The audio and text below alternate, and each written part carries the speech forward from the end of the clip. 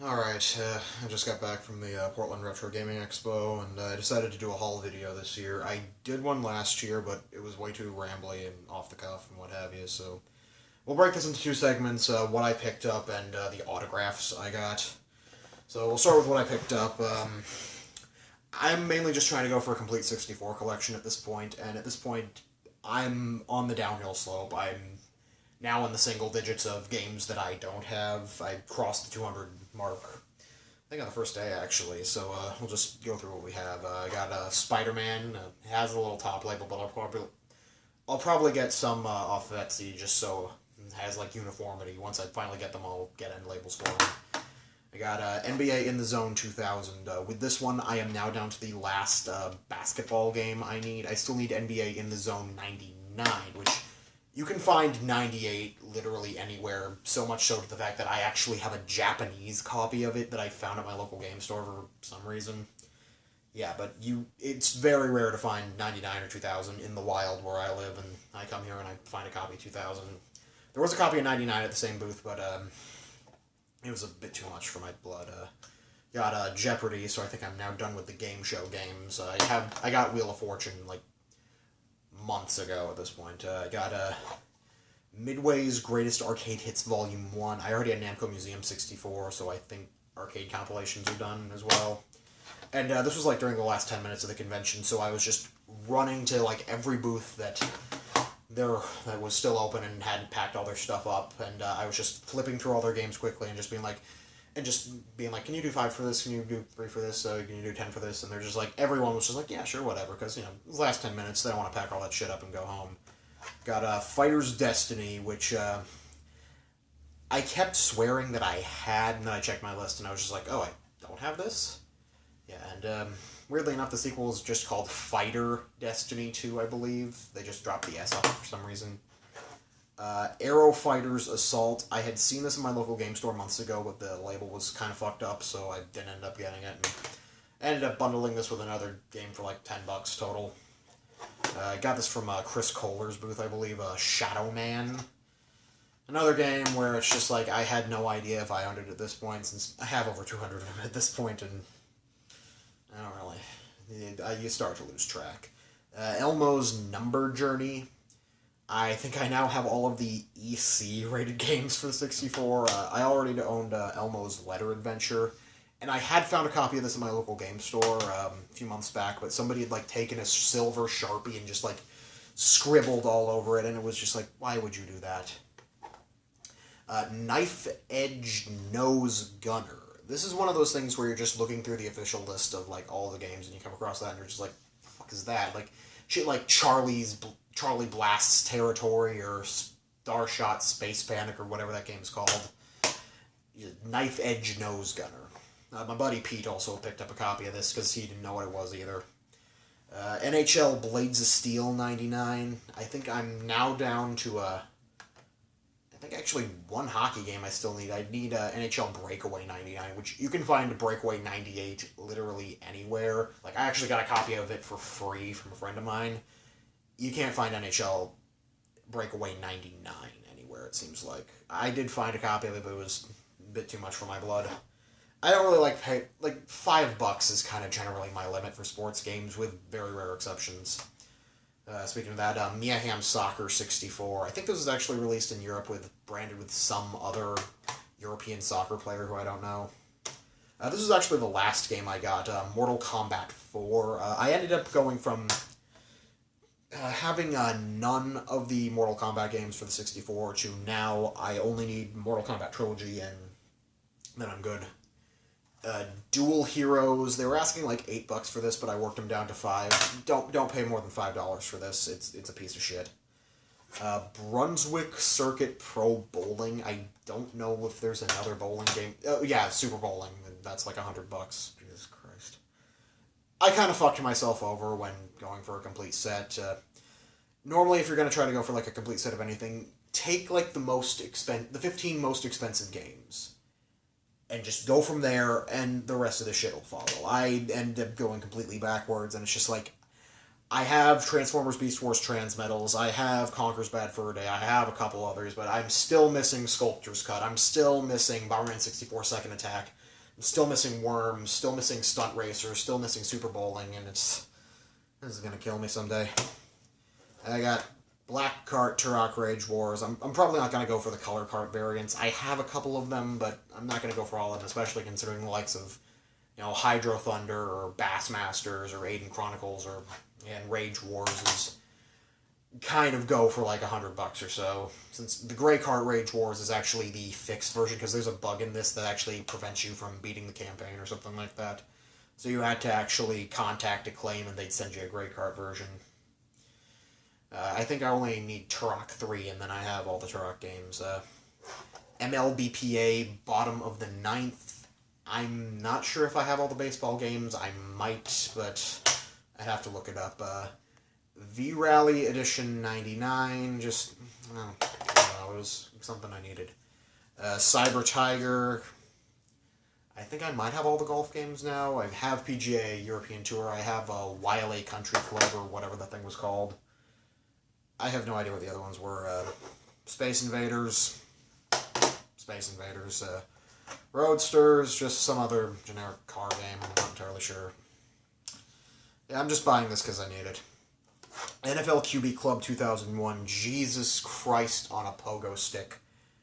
I could find literally every other of the NFL Quarterback Club games except for this one. First day, walk in, first booth, find it $2. It's just like, you don't find that where I live, and then I walk in, I find 4 or 5 of these. Star Soldier, Vanishing Earth. This one and Spider-Man were like the 2 games that my friend had been nagging me endlessly for months, just like, dude, you need to get those games, I really want to try them, and I finally got both of them. I think he also wanted me to get Batman Beyond, and I almost got a copy of that, but it sold out by the time I got there. Got Penny Racers. I almost bought this at PAX at the Pink Gorilla booth, but all the 64 games that I didn't have that they had were like $10 or more, and I only ended up getting like 3 of them, so. Mortal Kombat Mythology Sub-Zero. Yeah, I know this is kind of the shitty one, but whatever. Rally Challenge 2000. Again, another racing game. Dime a dozen on the 64. Beetle Adventure Racing. Big ups to my friend Jason Heine for getting me this, for letting me buy this, what have you. It was one of those games where it's just like, I think I have it, and it turns out, no, I don't actually have it. And the most I spent on a single game there was NFL Blitz Special Edition, which you can get NFL Blitz 2000, and NFL Blitz 2001 for, not too much, but this goes for about $40 or so. And with that, I now have every football game on the 64. And speaking of Jason Heine, I bought a copy of his new mixtape. It's a USB credit card thing. We'll probably pop that. He has a Sega medley on it. It should be online soon or something. I don't know. Another subset collection that I'm working on is a complete Tony Hawk collection. And this was a variant I didn't know existed. There actually exists a Player's Choice version of Tony Hawk's American Wasteland for the GameCube. My life is depressing at this point. I end up having 2 of the Octodad ties that came with the limited run games edition of a physical copy of Octodad Deadliest Catch. I bought one and then I won another in a raffle that I was trying to win a copy of Breach and Clear in. Breach and Clear is literally the only limited run game that I do not have currently, and it makes me lose sleep at night knowing that I don't have it. I also picked up a couple of limited run soundtracks that I don't have. I got Futuridium EP Deluxe and Breach and Clear, and with that I got one of the sought-after gold limited run stickers. And arguably the most interesting thing I got that I bought purely out of... I knew that was going to happen. That I bought purely out of nostalgia's sake is a Lognet Nintendo 64 controller. Now, if you live outside the US or have never seen one of these things, at various hotels, like in the mid to late 90s, and even still some to this day still have these, there were these little Nintendo 64 controllers that were hooked up to this box, that were hooked up to hotel room TVs, and you could rent games for about an hour. It was like $7, and you could rent like Smash Brothers, or Dr. Mario 64, or Star Fox 64, and do it for like an hour. There was also a GameCube version of it, I remember.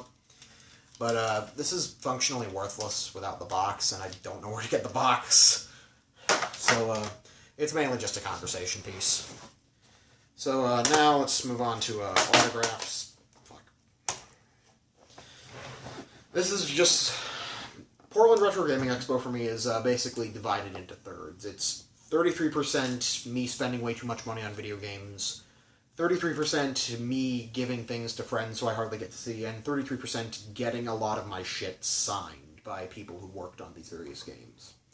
So, let's start off with Atari 2600 games. I got my copy of Atlantis, signed by Dennis Coble. I got my copy of Phoenix, signed by Pamela Smith. She did a lot of the point-of-purchase sales for Atari back in the day. She did the... have you ever seen, like, this little Miss Pac-Man mobile hangar that has Miss Pac-Man sitting on the moon? She did that. She also did stuff for Phoenix and Pengo and a couple other games. Got Raiders of the Lost Ark, signed by Howard Scott Warshaw. He shows up there, I think, like, basically every year and just like, yeah, I made E.T., here's shit.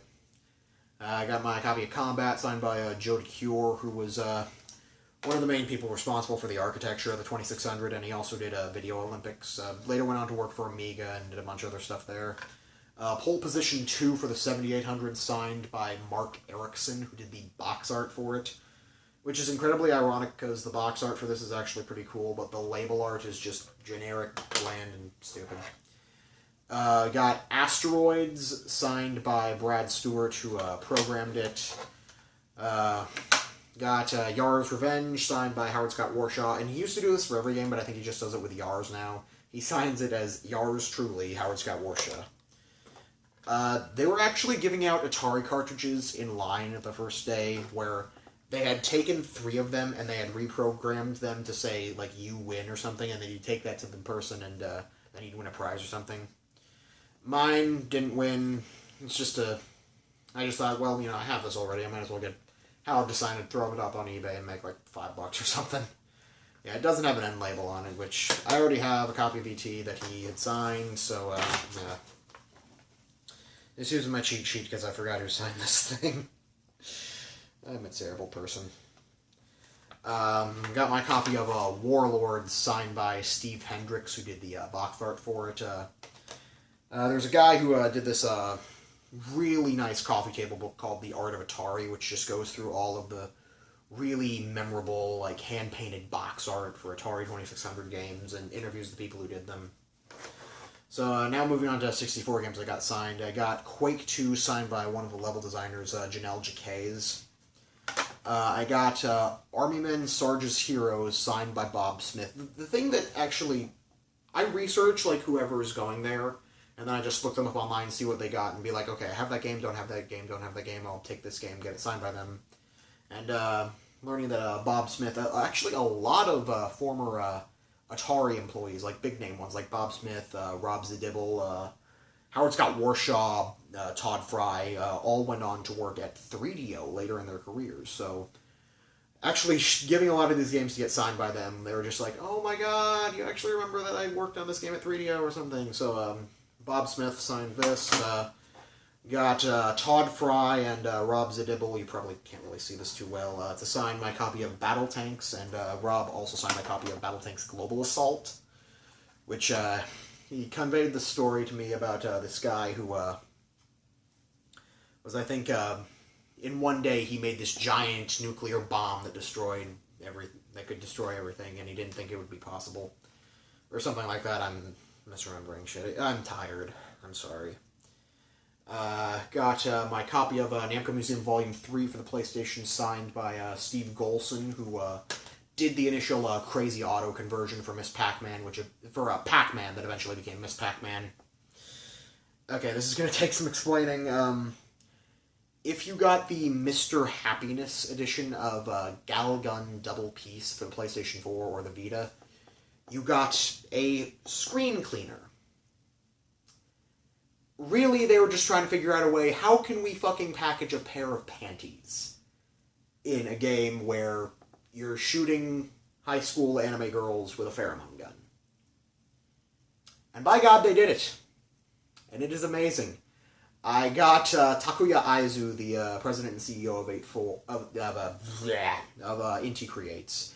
and Matt Papa, their international affairs coordinator, and the guy who translated about 95% of Galgun Double Piece, and guy who worked at a fan site with me at one point in time to sign it. I was actually wearing these on my head during the Inti Creates panel, and Iso-san actually saw me, and he just broke down laughing. It was amazing. I basically ground the momentum of the whole thing to a screeching halt, and it was a fun time. And then, this is the big beast, I was hauling this around in my backpack most of Saturday. I got my original Xbox signed by former head of Microsoft Game Studios, Ed Freeze.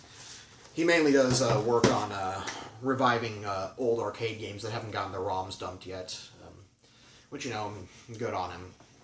And one last thing that I just got in the mail today while I was gone, finally the Kickstarter rewards for the card game Joking Hazard, which is Cyanide and Happiness, the webcomic making their own card game. I backed it at the $75 tier, so I got the shiny golden red Kickstarter exclusive box set. I got the Blast from the Past expansion pack. I got the Kickstarter thank you pack. And then I got the playable game mat for it. I would have gotten the wood box edition, but it was like $200, and it's just like, I've already upped my pledge multiple times and committed an act of vandalism to get more cards for this thing. Long story. So, you know, I'm tapping out there. So, yeah, that was all my Portland pickups. Hopefully this went better than last year's, which you're never going to get to see, because that was fucking awful. So, yeah, that's that. Thank you.